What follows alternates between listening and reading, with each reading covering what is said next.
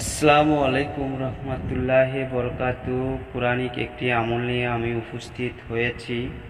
আশা করি প্রথমে আয়াতটি শুনে নিন।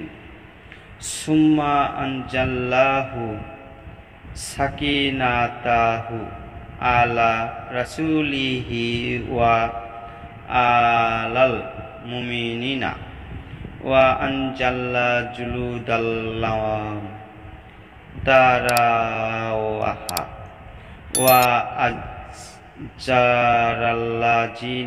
কাফারু ওয়া জালিকা ঝাউল কাফিরিন। তারপর আল্লাহ নাজিল করে নিজেদের পক্ষ থেকে সান্ত্বনা তার রাসূল ও মুমিনদের প্রতি এবং অবর্তন করেন যখন সেনাবাহিনী যাদের তোমরা দেখতে পাওনি আর শান্তি অর্থাৎ শাস্তি প্রদান করেন কাফেরদের, এবং এটি হলো কাফেরদের কর্মফল।